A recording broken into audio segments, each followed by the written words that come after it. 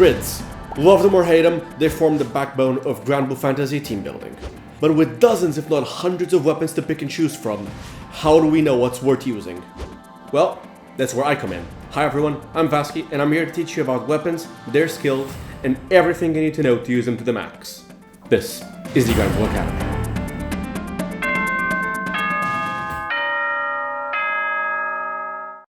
Welcome back to the second episode of the Granblue Academy. Today, we'll be tackling the behemoth that is grid building. Now, if you haven't watched the first episode yet, please do go check that out. There'll be a link in the description right below the like button. In the first episode, we started building up intuition for team and grid building. But a very important question still remains. How do our weapons actually affect our damage?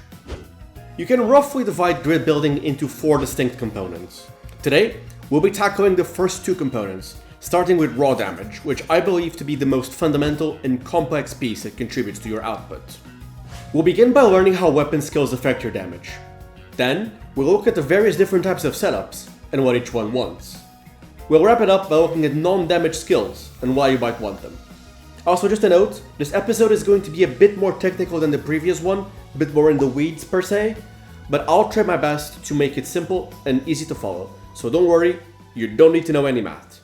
Alright, let's do this. Weapon burst! Do you ever look at a weapon and go, yeah, those sure are some skills, huh? How does all of this complexity work out to the damage we see? Let's start by grouping weapon skills together. Each weapon skill provides certain effects to your grid. For example, Tiamat Gauntlet Omega over here has Stormworm's Might. When you put this into your grid, you'll gain some Omega Might, which increases your damage. We call this a modifier, or mod for short. Mods can fall into 4 different families: Normal, Omega, EX, and more recently, Odious. You can tell which one is which by the identifier on the top left of the skill icons. As of the time of recording, Odious weapons are still not fully implemented, so we're going to be casting that one aside. I might come back to it in a future episode. Let's have a look at these 3 families then. We can expand them a bit to see the various different types of mods under them. These are the 3 main ones. Might, a static amount of attack up, also currently the only type EX can be. Stamina, which provides more attack up the higher your HP percentage is, and Enmity, which does the same the lower your HP percentage is. You might have also heard the term Magna floating around. Magna is the original Japanese term for Omega, and the most commonly used one among the English player base. For this reason, I'm going to be using Magna instead of Omega for the rest of the video. But why do we even care about these skill families anyway? Why do we care if a skill is normal or Omega? The answer to this lies in the concept of summon boosting. Check this out, a 5-star Tiamat Omega. Let's have a look at its main skill, 140% boost to Stormworm's weapon skills. If we use this as our main summon, our Tiamat Gauntlet Omega from earlier will be that much stronger. These add up too, so if we have one as our main summon and one as our friend summon, it gets even stronger. Are you seeing this? Our weapon is almost 4 times as powerful because of Tiamat. Summon boosting is extremely powerful and you really want to build towards it. You also should probably prioritize Magna summons, because your Magna weapons are always farmable and always available even if you're free to play. Magna grids don't tend to use gacha weapons much. Magna is cool and all, but what about the other skill families? Normal works similarly, but the skills have different names. Here, a 5-star Zephyrus. Notice how it specifically lists 3 skill names. This means a weapon can provide normal might, but depending on what it's called, it may not be boosted. Love Eternal has Ventosa's Might. The name matches, so our Zeph here will increase its value. Conversely, Iliar's Beak has Gale's Might. No name match, no summon boost. Do you see that grand text on Love Eternal? That means it's a limited gacha weapon. Normal boost grids, colloquially known as primal grids, are full of these. This makes them very powerful but also extremely expensive. If you're watching this, I recommend you stray away from these for a while. There'll be an episode at a later date telling you more about them. Lastly, EX skills.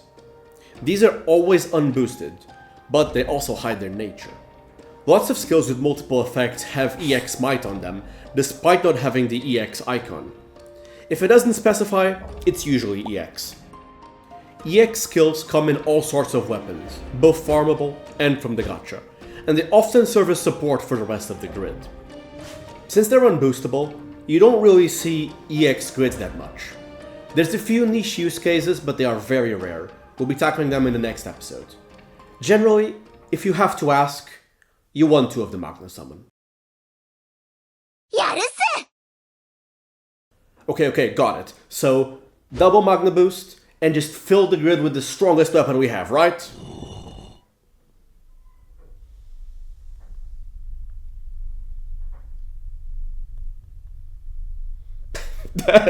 Nah, I'm sorry, this grid sucks. Like, if I had a gun and Let's do better. Recall a few moments ago when I showed off various skill types. For example, Magna Stamina. Here's Last Storm Harp, and we'll consider the numbers with 2 5-star Tiamats and full HP.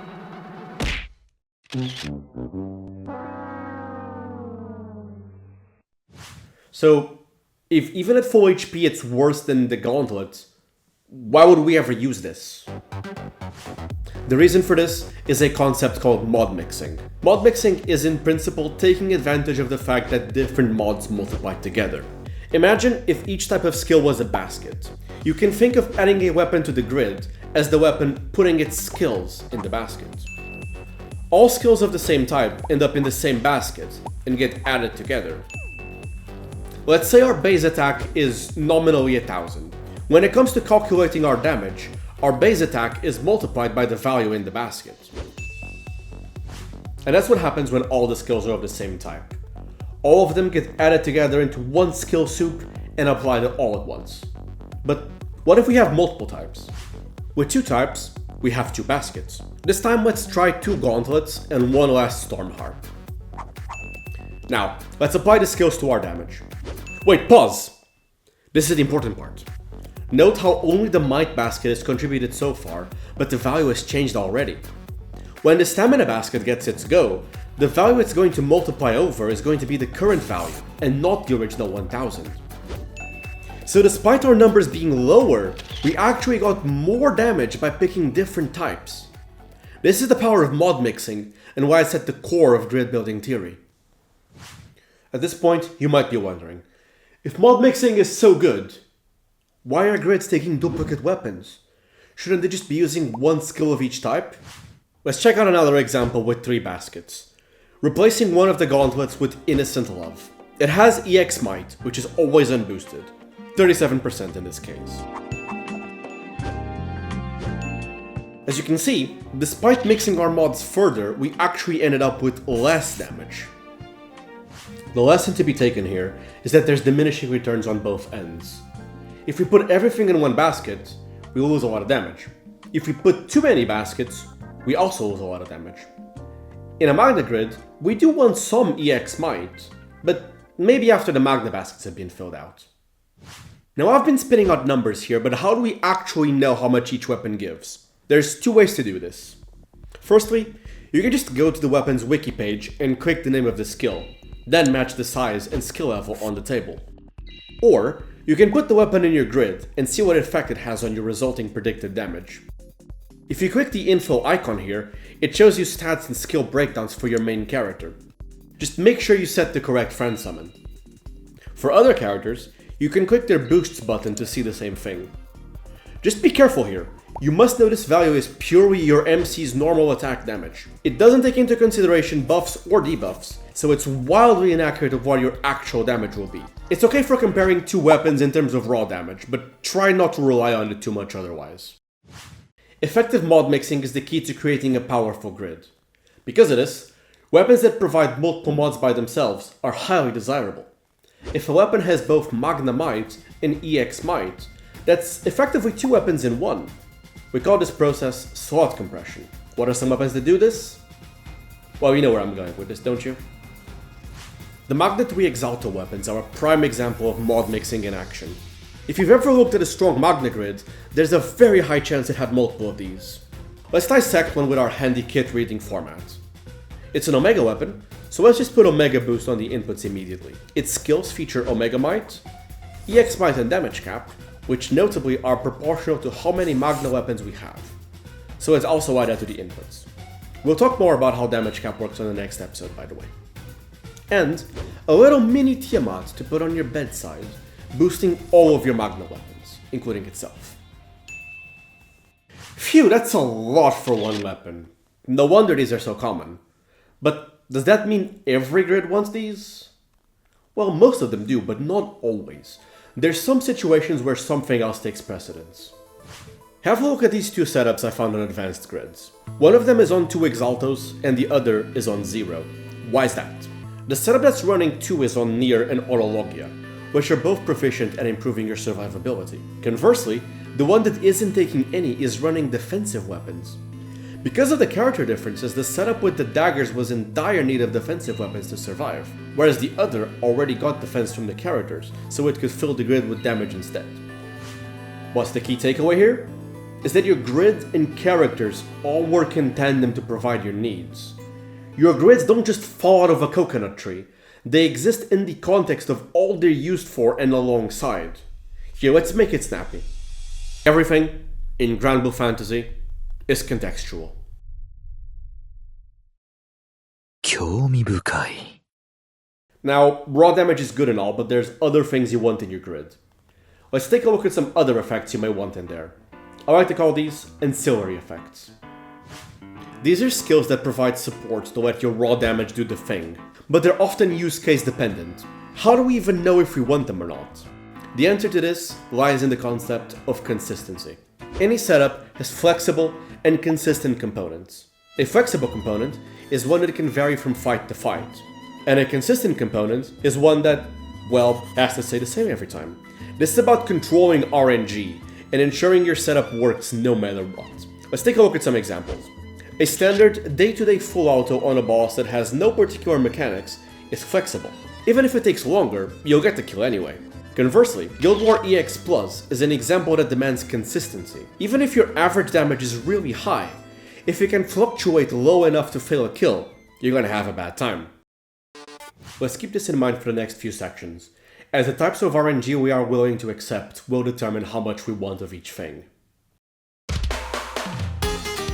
Critical hits in GBF are a very complicated concept. You can have multiple different sources, and you can even crit multiple times in the same hit. For the purpose of this video, we're going to be talking only about crit from the grid.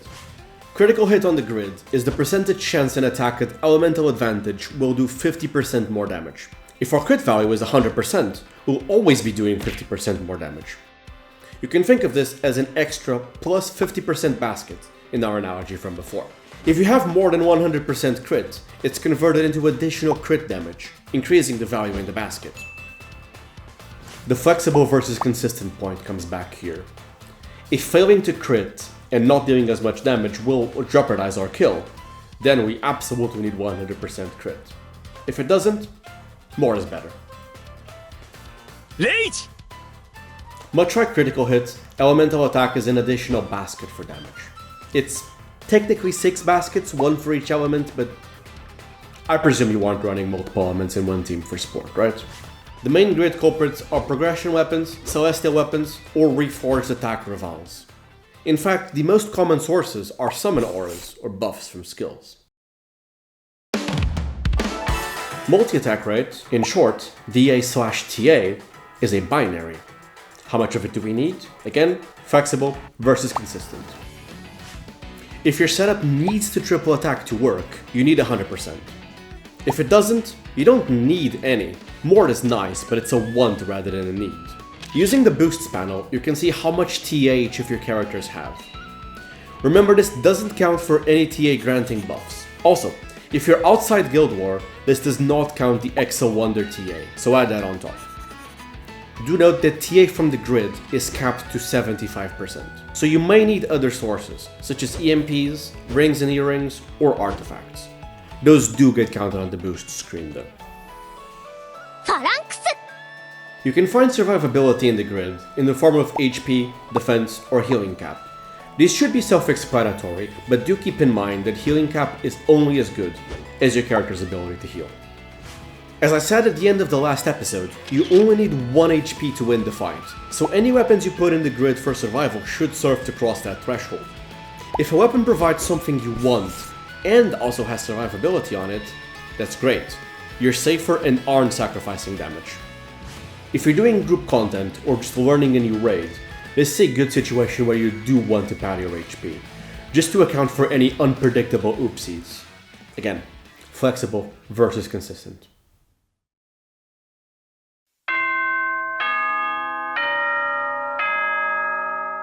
And that concludes our second lesson. Grid building is a very broad topic, so I chose to split it into 2 episodes to make it a bit more easy to parse. If you're watching this till the end, thank you. Please do consider subscribing and stick around to the next episode, where we'll be delving into more advanced topics. Since we're mid-topic, I'm not going to hand out any homework, but maybe some next episode. Also, before I leave you, thank you very much for the incredible reception to the first episode. I've made some changes around the place already, as you can probably tell, and I would appreciate it if you do keep the feedback coming so we can make the series as best as possible. Once again, thank you. Okay, I think that's all I got for you guys. I'll be seeing you in the next episode, and as always, have fun.